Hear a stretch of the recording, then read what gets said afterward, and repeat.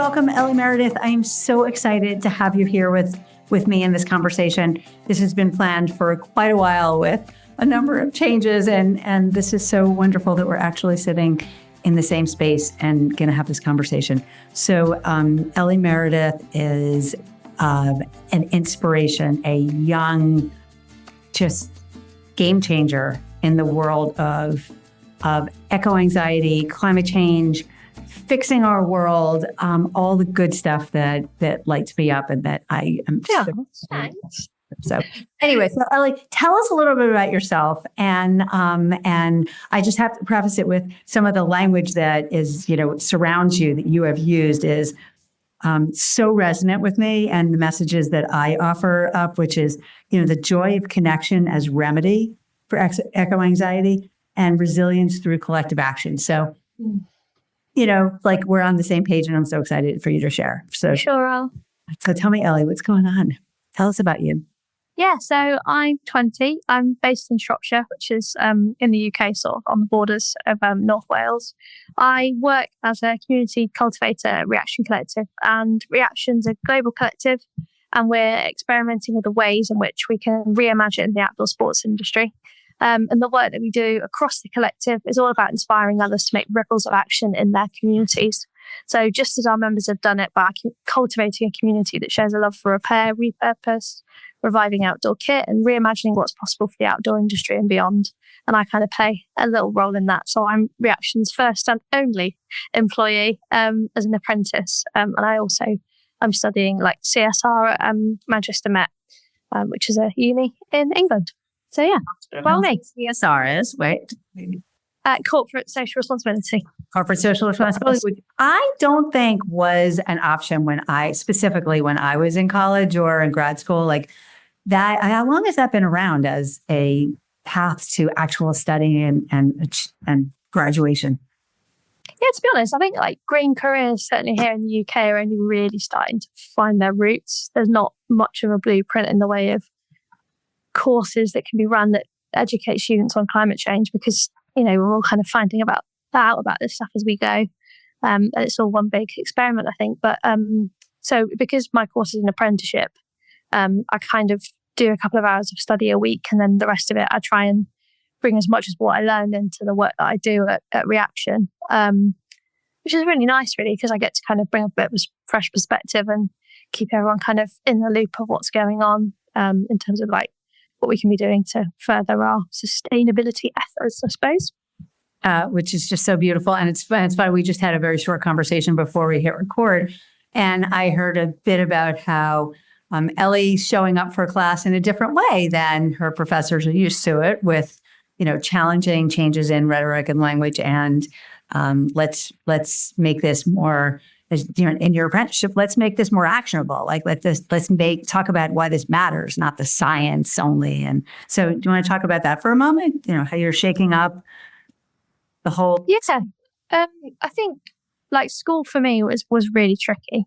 I'm neurodivergent, so I've got dyspraxia and dyslexia, and I kind of really hated being stuck in four walls all day. And I sort of felt that mounting pressure of exams and anxiety all the time. And to be honest, it just became too much. And I sort of crawled inside of myself, and kind of adding to that cocktail of rising anxiety, it was just completely overwhelming. And I kept thinking about what I could do, and I think that question itself was kind of rooted in so much uncertainty about my own future, and I didn't really feel like it was my future to kind of map out for myself. It felt like that was being done for me, but ultimately I really just wanted to get stuck in and find my people and feel a bit less alone. And I guess so I went to school during the lockdowns here in the UK throughout COVID, and at that time the classroom became my bedroom in effect, and I spent so many of my afternoons just walking around fields near to me, and nature became a happy place and my solace, and it reminded me why I care so deeply about the planet and why I felt so compelled to kind of take action.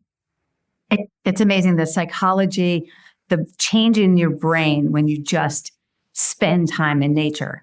And I've had this discussion with some people say 5 minutes, just start with 5 minutes.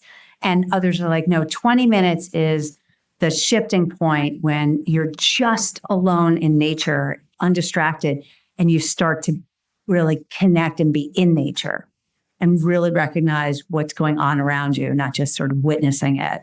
And you spent, your COVID era in nature, connecting in that deep way. I can imagine it changed you. Like that's the story that kicked off this amazing journey, I think, right? Yeah, massively so. I think like getting out in nature, it kind of makes understanding the complexity of the world that little bit easier, because we see, how we do actually exist in a really complex ecosystem. And we also have a massive disconnection from nature too. Like we could unveil the reasons as to why that disconnection exists in the first place. And we could just do that for hours. But I think we need to start seeing ourselves as a part of nature and not separate from it. And I think, to be honest, it's like we need to kind of become a steward of our own backyard again. And as part of that, we need to go on a bit of a slow unlearning journey, and how we can start to rewild ourselves and get back to our roots. And like for me, when I think about taking a stand for nature, it always has to begin with joy. Like I love being out in nature, like I said, and it's where I feel really at home and rooted. And I keep kind of thinking about how like nature isn't something to save, but it's something to feel. And like those moments of stillness out in nature kind of remind us of what we're part of ultimately, and how we are nature protecting itself. And like, all the way through school, I constantly was kind of struggling with the fact that like young people are constantly expected to shoulder the burden of climate breakdown. Like I also work for Shropshire Wildlife Trust, and quite often some of the older volunteers, not to point fingers, but it's just the truth, keep saying, like your generation will save us. And it is a vote of confidence sometimes, but to be honest, I don't want that to rest solely on my shoulders. And I definitely thought at a point in my life that I could kind of fix everything on my own. But it turns out that that's not possible, and it's no one's job to fix it on their own. And maybe that being a part of a collective of people ultimately, because they're humans, has really shifted something in me, and I'm kind of starting to find my feet and realizing that I'm, as well as being part of nature, I'm also part of something pretty cool in the work that we're doing at Reaction. Yeah. So we need to hear about Reaction. We also need to hear about your film, Actionism. But I just want to pick up on some of the things that you just offered, which were just so important. This message from generations older than you that says, it's your job now. Sorry, we've left you this mess and it's yours. And the somehow giving permission for those older than you to just step away from responsibility and say, okay, I did it, but not my job anymore. Now, if you want a world that's healthy and safe and recovered, your job. I'm happy living the way I am for the rest of this time. The world will survive long enough for me to survive. That is just so broken, right? That's so not the language that we need to be using, and that you're offering up, which is we're all in this together. This isn't my generation and then everything that came before and everything that came after. So, some of that is just so important. Yeah. And also nature will be fine without us. It's us that, won't be here anymore. So, we're kind of in the fight to save our own lives. Yeah. I mean, we forget that, and I repeat it all the time. Also, it's like the planet's going to keep going. There will be many. It'll be grand. Right. It'll be much happier without humans. Yeah, definitely. So we need to figure that out. So tell us about Reaction. And I know I watched the 2-minute version of the film. I haven't seen the whole film yet, which is such a bummer, but I will. It starts with the focus on the endless materialism, and especially in the clothing industry. And I've read some stuff and seen some stuff about these just swaths in South America and other places of land that has just been natural land that has just been taken over by tossed off material, and the endless, and that we can clothe 6 generations of people with the clothing that we have now, and this fast fashion and all of it that comes with it. And you focused on outdoor, which is kind of cool because it connects with nature. So tell us more. Tell us about Reaction, the film, how you got there from this COVID time of wandering through nature and just deeply, deeply connecting, and how others can come along with you, with this, not necessarily in Reaction specifically, but in a whole mindset of this show. Yeah, so I suppose like at Reaction, we're all about encouraging different communities to take action in whatever way they see fit. And I guess the hope for us is that Actionism will start to bring about some of that change, or at least seed some ideas. Actionism is a film about kind of finding your people and on we kind of bring people on a journey to take collective action, and how collectively how we can move from becoming oh my God, I'm going to do that bit again. Blimey. So Actionism is about the art of finding your people, and we kind of demonstrate a way to take collective action. Actionism at its heart is kind of about moving collectively from being passive consumers to active citizens. And the whole story is kind of centered around my journey, strangely enough. So I'm essentially the presenter of the story, and the film follows me on a journey to finding my crew, I suppose, from anxiety and then taking action with them.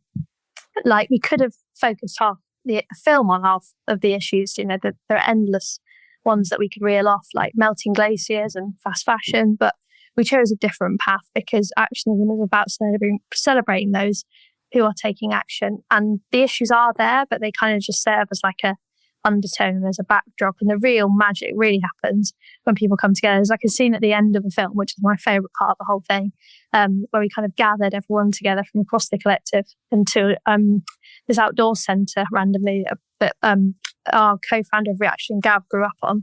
And we brought everyone together, and we just sat around, drank tea and shared meals together, and just really got to know each other on kind of like a deeper level. And we like did all sorts of random stuff that weekend, but it was like super wholesome, and it was really lovely. And we kind of presented, like, through Reaction, was kind of like showing people that there is an alternative and we can take steps towards it.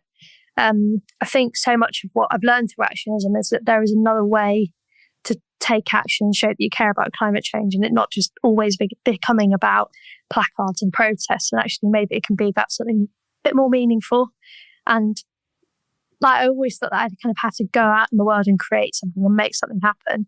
But actually, so much of that stuff's already happening. Like, you can just step into them, and like so much of the acting starts with finding the others. And the film sort of wraps up in a quite strange way, because we wanted to keep the ending open as much as we could, because I think the unknown's like super important. Like, it creates that space for what needs to emerge and let it emerge naturally. And in terms of like how we're going to get the film out there, we've sort of made a conscious decision. We have had like significant interest from various different streaming platforms, but we actually just want to launch the Actionism film at community screenings. So I know that like more people will probably see the film if we put it out in the world on a streaming platform, but the only metric that actually really matters to us is about how we can see that real world action. And so we have a bunch of screening plans. We only released the film a week ago. At Manchester at the Better Business Summit, and we've already got 30 odd different organisations who have signed up to host screenings, and that's literally just in a week, and that's crazy for us. And it looks like we're heading on another road trip. So yeah, bring it on, I think. That is fantastic. I mean, the underlying message that I'm hearing of, one of the core messages is that, and I've heard numbers like 70%, like that some great majority of your generation is sitting in this space of eco anxiety. There are other things going on, but that sort of weighs over this. There's this weight hanging over kids, younger people. And that the problem is that they don't know how to move forward, right? So moving forward on such a massively incomprehensible challenge feels too overwhelming to take a step forward by yourself. But if you join community, and if you join something that's already in process, that has forward momentum, then you can step into forward momentum and feel like you are part of the solution, not just stuck in the problem. And, by doing the screenings in community and making that just an absolute requirement that you're in there together, experiencing together and talking about it and talking about the next move forward, versus sitting alone streaming in your home or wherever, which would just build the eco anxiety, right? Like, oh my God, this is so horrible and there's nothing I can do about it, even though they're doing something. I can't do anything. Like, so instead, I just feel forward motion. Like there's literally like this somatic feeling in me that we're moving together when we're watching, to watch the film together. So there's just something, I mean, it seems like you're getting the mileage you need to just get the energy going, and hopefully it'll go crazy viral and all that. So. Yeah. And also I think if we put it on a streaming platform, we're kind of just propping up the whole consumption of content, right? Like the world doesn't need more films, really.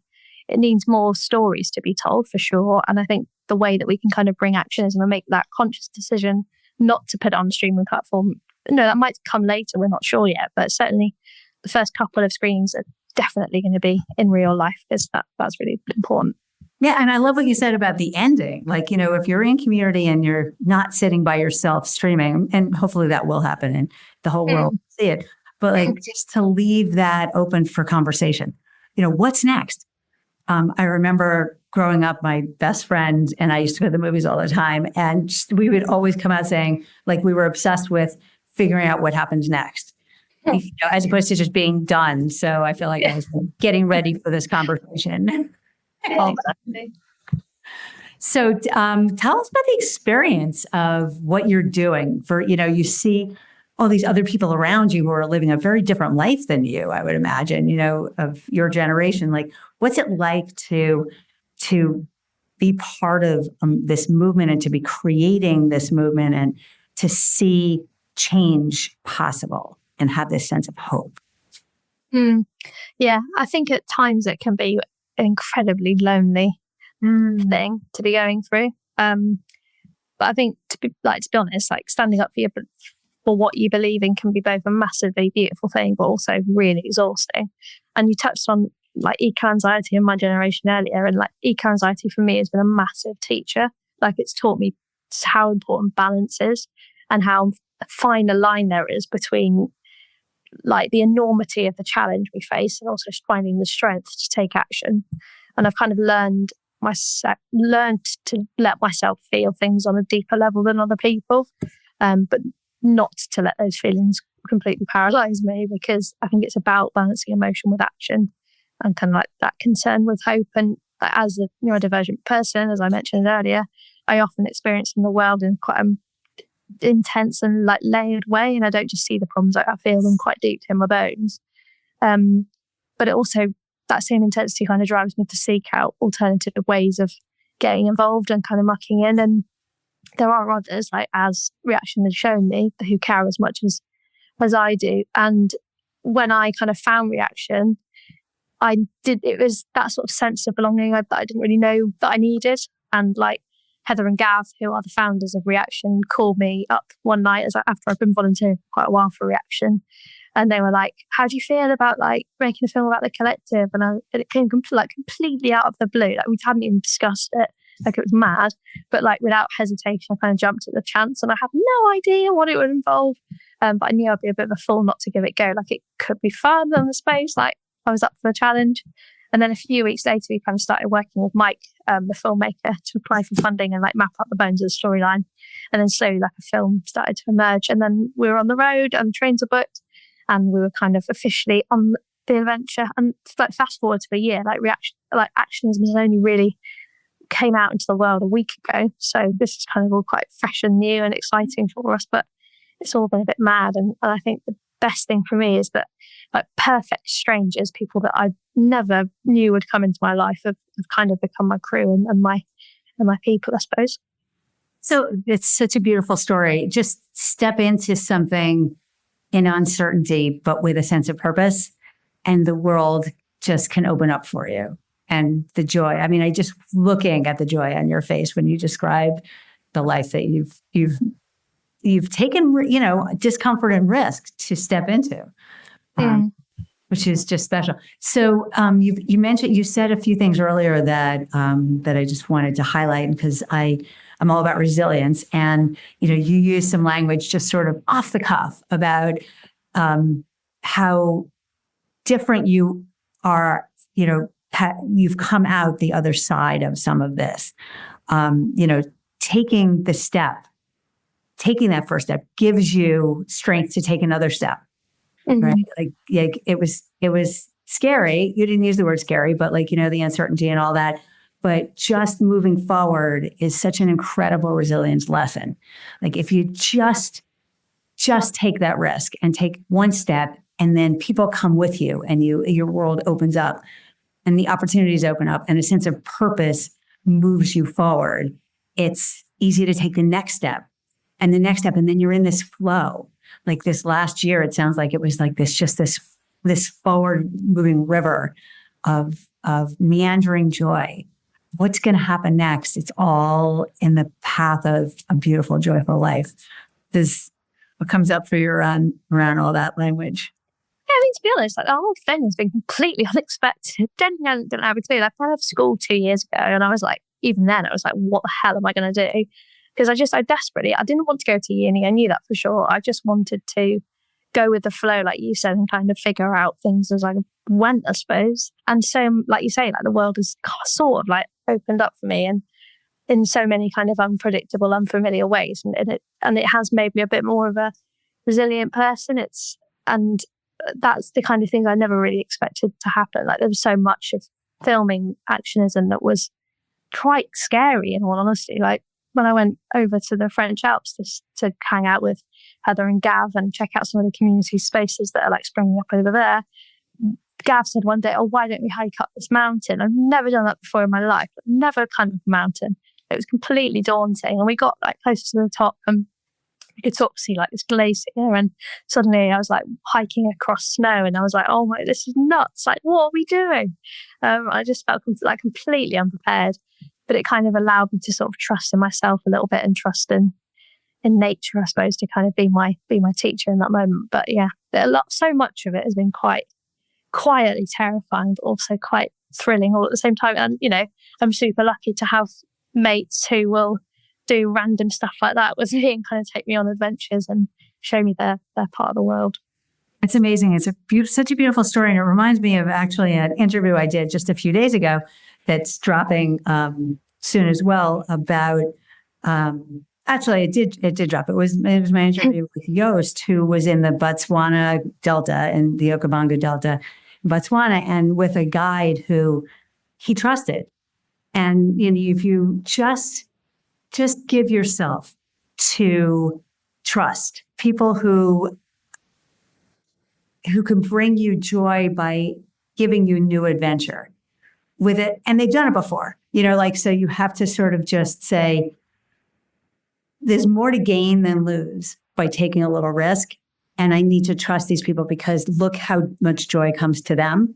And it seems like you did the same kind of thing. Like I'm picturing you on the mountain, let's hike the Alps. And you're like, what? But it's trust, right? And you have these people in your life now. Yeah. So just in terms of another lesson, like,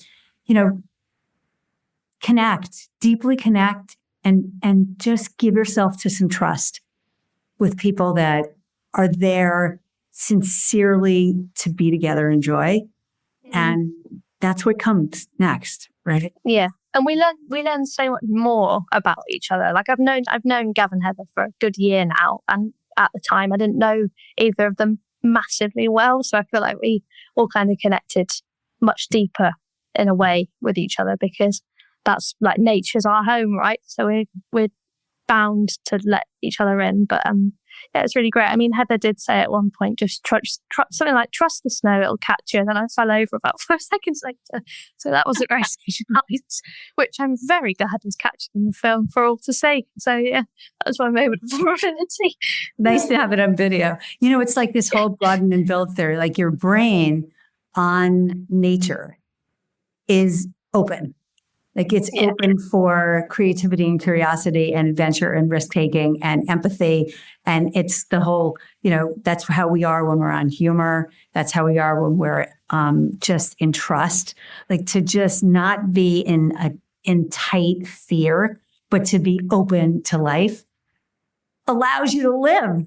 And nature does that. Like nature has this amazing power to just let you feel free to try new things. So it sounds like that's, each time you've wandered into nature in great depth, like there's been this amazing opening of creation and creativity and curiosity. Yeah, it's the stillness as well, isn't it? Like I find I have quite a busy mind, I'm sure as most of us do. And I kind of find that those little like pockets of adventure in the everyday, which is normally, to be honest, just taking the dog for a walk around the block and kind of seeing how present my dogs are kind of in the present moment when they're just like sniffing around or like doing whatever dogs do. Like it's quite a nice reminder that we can do that as humans too. Like we don't always have to be fixated on our own productivity or, ticking tasks off the list. Like we can slow down and we don't have to wait for an excuse to do that. Oh, what a beautiful message. Just to pay attention to your dog living life without being distracted by the thoughts in their head, right? Like Yeah. a friend of mine calls it, like every time I had a male dog, and I think male dogs do this more than female, like, writing letters and leaving your notes and, wherever, making your mark, more like communicating, like it's, reading, connecting with everything else that's out there through all images, which is just so joyful. So let's switch over because I wanted to ask you a question about what you've seemed to have gotten deep into, which is this concept of the sharing economy. So work you're doing with Reaction, the actual, progress you're making on reuse and the R's, moving. I love it. Yeah. So go for it. Tell us about, where Reaction fits into the sharing economy and what the goals are and what progress you've made and what the challenges are and how people behave and what do we do? Like, bring us along, like help us figure out how to all come along with you. Yeah. I mean, it's pretty obvious. We've got enough stuff on the planet right now for any one of us. And I'd argue for all of our lives, like we've got enough crap in the world and we need to start, reassessing our whole relationship with the whole consumer culture that we're so wrapped up in. And so Reaction kind of started a bit of a campaign back in I think it was maybe 2 years ago now, that kind of served as a bit of like an antidote to the Black Friday madness that takes us all under its control every year. And we got really frustrated with the way that the outdoor industry was kind of propping this whole idea up. Like, you'd see Go Outdoors or Black saying, "Oh, we've got like a 60% sale off this Black Friday," and we're all like, "Yeah, but to connect with nature, you don't need to buy more stuff like that." Like that's just that's a crazy whole kind of sentiment to us. So we started kind of this movement, I suppose, that kind of started from the whole idea of just setting out 3 different things and 3 different ways that people could spend Black Friday instead of looking for the latest discounts or adding more stuff to their basket that they don't need. Instead, we kind of suggested that people get out in the fresh air. So like get out of your desk or go and just spend a bit of time in nature, be a bit stiller and ground yourself. Repair, so that could be repairing a bit of outdoor gear or learning to patch a hole in your jumper or doing a bit of darning, or even just like repairing yourself and unlearning some of the things that we've told ourselves throughout our lives. And what's the third one? I always forget the third one. Share. Oh, share. Here we go. That's the one. So share. So that's kind of all about sharing your time with others and sharing what skills you have. And kind of that kind of spiraled off into a whole little movement, I suppose, that still has kind of changed the whole way that we as a team at Reaction kind of look at our week. So every Friday we wish each other a happy Citizen Friday, and normally it means that I take myself away from the desk for an afternoon and just go for a walk, because quite often I find excuses why I can't connect to nature, even though so much of my work is around nature connection. But I'm quite good at finding excuses for that. Right? It's such a problem. Honestly, I'm with you. Yeah, it's a massive issue. And it's just really nice because like I'll send them a picture of like a tree that I think is really cool, and I'll get a picture of a mushroom back. Like it's quite sweet, really. And we do that across the whole collective, and I think people are kind of starting to latch on to that message a little bit as well. And like it doesn't have to be a Friday, like it could be one Monday, like in a blue moon, where you do something different for a day. But yeah, it's kind of noticing that kind of slow, conscious decision to do something different and kind of rebel against the system that we're all moaning about all the time but don't do anything about to change it necessarily. So much that you just said, like slow and intentional. And you implied like the scheduling it in. If we don't schedule it in, it's just like exercise or connecting or whatever, there are things that we don't schedule in. And it changes everything to decide that it's important enough to schedule. So it doesn't have to be like meatless Mondays, like it's like the language flows off your tongue and you could do it. Started, I think, with Taco Tuesday and went to meatless Mondays. But so it doesn't have to be Friday, but Friday's awesome because if everyone does it on Friday, then it becomes easy to remember to do and easy to justify doing, right? And you said, get into nature, repair, and share. I mean, those three things are so easily actionable, right? Like we just to schedule in getting into nature and give yourself permission to make that important enough and to understand why it's so important, to repair, like to not keep consuming. The whole materialism, like Black Friday was a great kickoff for it, but the fact that you made it every week, like as opposed to just once a year. And I know like REI and Patagonia and some of the other outdoor firms, I'm not sure how much you've pushed that or pulled that or whenever you connected with that, but I know that, they've rebelled against Black Friday and there's been some action there. And then sharing, like this doesn't work unless we're in it together. Also like the issue, I suppose, is where outdoor brands put a different color next to, instead of black, like they'll call it green or they'll call it Blue Friday, but actually that doesn't really mean anything. Like it just means that you're wrapping it up in a slightly greener bow. Like it doesn't matter. And what we found really strange is how difficult it actually is to engage with the outdoor community. So we ran just nearer to sort of the last Black Friday that we had, or formerly known as Black Friday, Citizen Friday. We launched a campaign called Outdoors 2.0, which was kind of our like crowdsourcing campaign for a way that we can kind of reimagine the outdoor industry, looking at it through like a lens of apparel and events and something else that I can't remember. We ran like a massive survey that we kind of sent out, and it was kind of all about pooling all of our ideas together and how we can start to reshape the system from like a community and grassroots level and kind of ripple that out. But we found it really hard to actually engage with those organisations. Like we sent hundreds of emails and not many people responded or took part in the survey. And we just found it really interesting. Like that might be on our side, we're not communicating what we do clearly enough, but like collaboration is the way that nature works. And clearly for an industry that is so kind of rooted in nature and dependent on its, thriving, that they're not willing to kind of collaborate with the work that we're doing, which I just found mind blowing. Like I thought it was really going to fly, and in some ways it has, but in others it's not necessarily painted the picture that we wanted of the outdoor industry, which I guess didn't really come as a surprise to us, but interesting. Disappointment sometimes. Maybe not. Disappointment. Yeah, so it's a good way to put it. Yeah.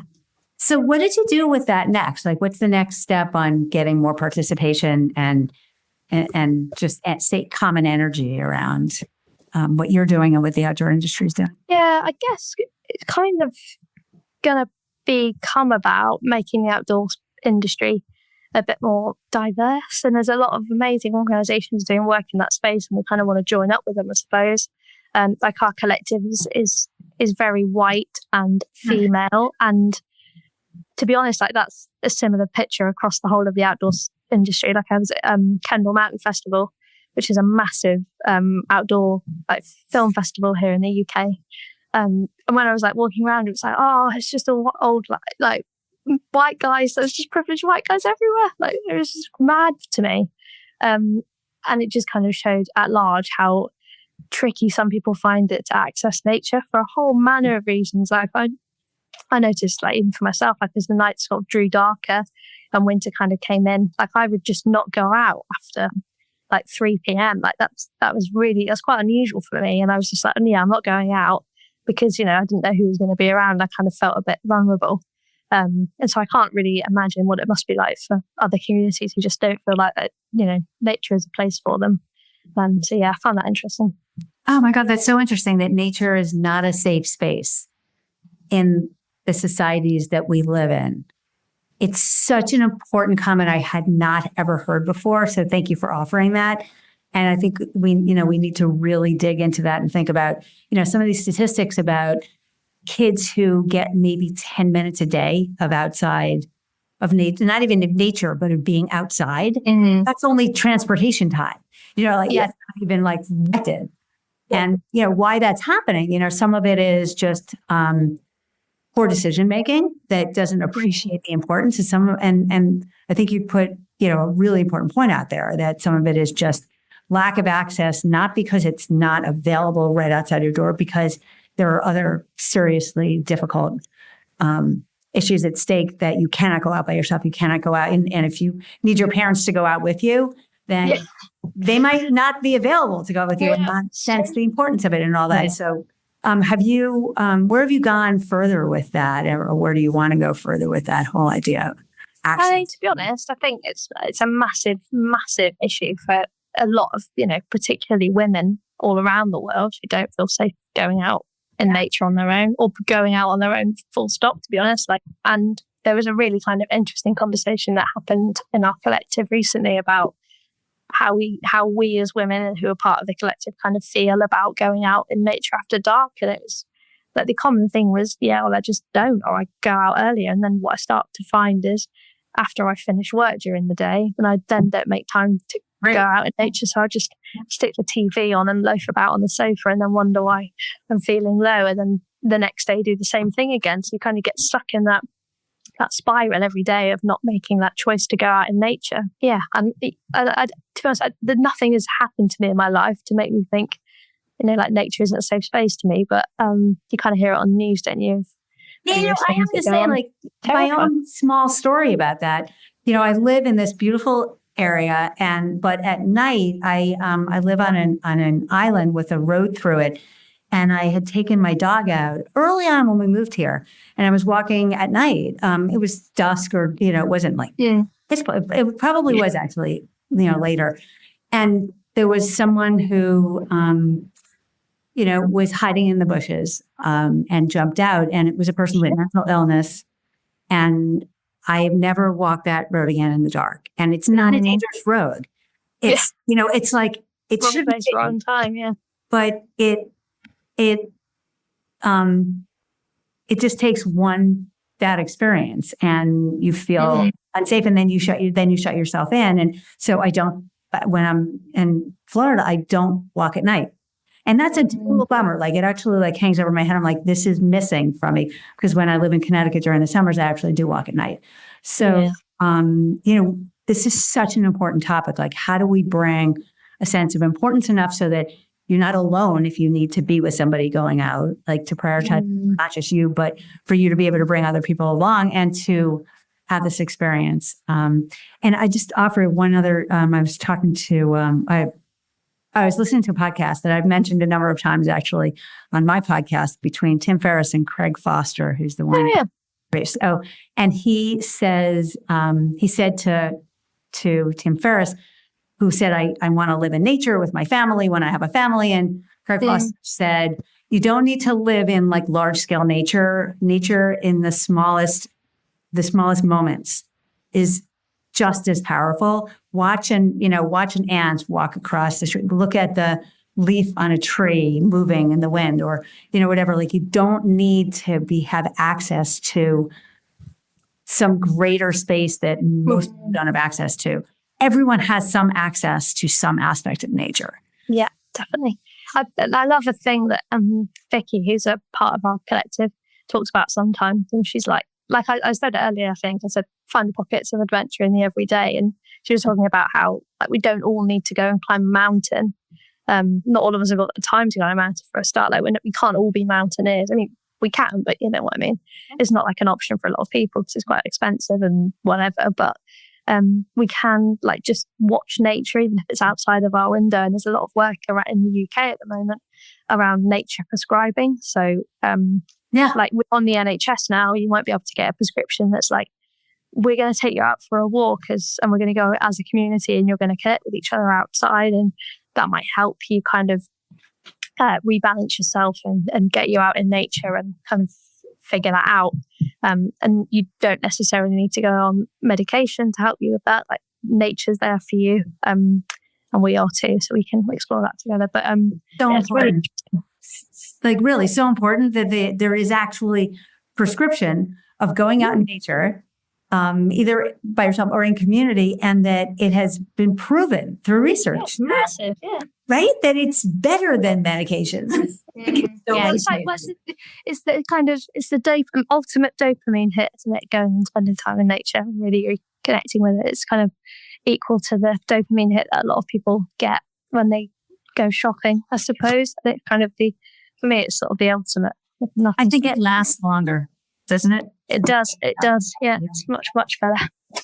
Okay, Ellie. So wrap us up with like, what's the message we really need to hear with all of this awesome stuff that we just talked about? Like what bubbles to the top of the message that you just, other than the fact that we need to all go see Actionism, like this is like a hugely important film. But other than that, like, give us a message of hope and a message of action. What do we do? I suppose the ultimate message is like take action in whatever way suits you. Like it doesn't need to be bold to matter necessarily. Like just start in your own corner of the world. And my camera moved out really fast. Then I don't know what was happening. I thought that was a common message with like just get big or get small or like too small. They're listening to us now. But yeah, I think start in your own corner of the world, muck about and play with what's possible, and you kind of never know what will rip out from that. I certainly didn't know before I joined Reaction what would be, and certainly what's kind of emerged out of that has been pretty magic. So yeah, that's my take home message, people. I love it, and I love that like there's a message of joy that if you do that, life is thriving and full of joy. Like, because you're all you want, all the good stuff. All the good stuff. You're amazing. Thank you, Ellie. Such a joy. I so appreciate your being here. Thank you. Looking forward to keeping in touch and seeing your film. Yeah, for sure. Lovely stuff.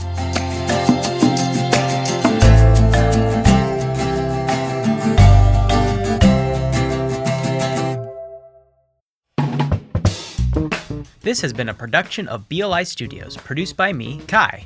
Follow along with our other BLI produced shows at balancinglifesissues.com/podcast-BLI. Got an idea for the show? Email me, Kai, at balancinglifesissues.com. And don't forget to stay in touch with your host, Jessica, at jessica@winwinwinmindset.com. Anything else to add, Miles? Yeah.